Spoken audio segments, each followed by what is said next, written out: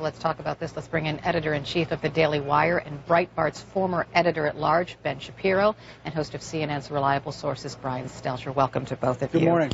Good morning. Ben, I want to start with you. Steve Bannon's comments. First of all, your initial thoughts.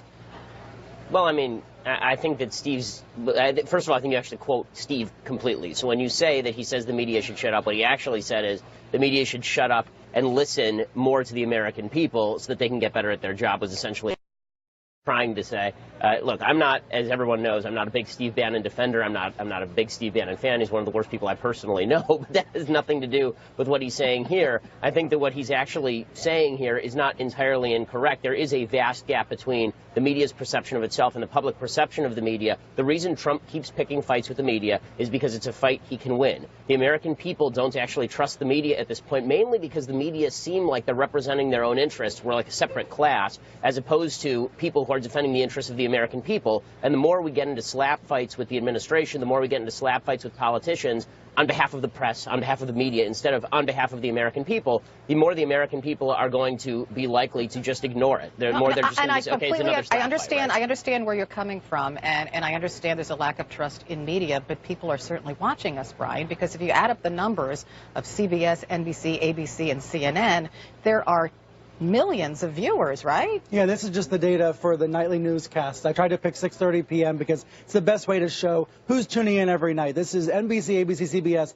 plus CNN at that hour, about 27 million on an average night last week. Now, that's a snapshot in time, right? Not everybody tunes in every day. Over time, most of the country is still paying attention to these traditional media outlets, as well as new digital outlets like the one Ben's at, like the Huffington Post and the BuzzFeeds and the Daily Callers of the world. You know, there's a very complicated media ecosystem out there now. And I think, you know, we hear Trump kind of attacking the media in general, but there is no one media and there is no one American people. Many Americans are demanding that the press fact-check the new president. But at the same time, many Americans are skeptical of the press. You know, it's a very complicated situation. Let me put this by you, Ben. If a media entity is a cheerleader for Donald Trump and never puts his feet to the fire, won't you lose the trust of the American public too if you continue to do that consistently? I certainly would hope so. I mean, I think that here's the thing.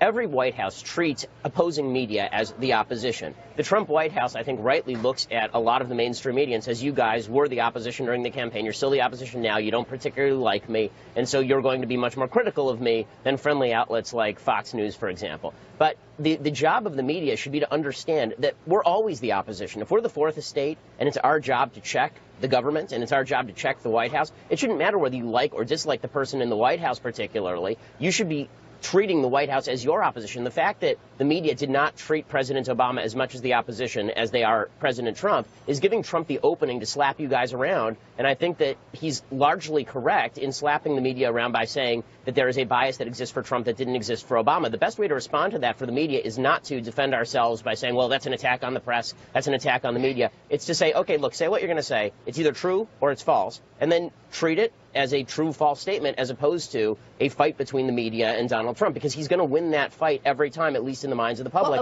The trucker from Michigan does not care if the media gets it. I understand what you're saying, but here's the difficulty for us, Brian, and I think you'll agree. When there is a blatant untruth told by President Trump, for example, the crowd size at the inauguration, should we not call him out on that and ignore it because it doesn't really matter? Or in calling it out, does it make us seem like we're opposing him in some way, since we're not giving him the benefit of the doubt for something really inconsequential? Right, you're making it sound like a no-win situation, but I think the majority of Americans want us to be showing the evidence, showing the photos in that case, showing the video, and letting the facts stand wherever they may be. This is a president who has a 36% approval rating, according to Quinnipiac, 40% according to CNN's poll before the inauguration. This is not a president that the majority of the country wants to only hear positive news. Yes, there are some viewers who only want to hear the positive. That is actually a minority, and I think we need to keep in mind there are many different constituencies, many different audiences that want different kinds of news right now in this very divided America. Okay, interesting topic. Thanks to both of you for stopping by. Ben Shapiro. I'm Brian Stelter.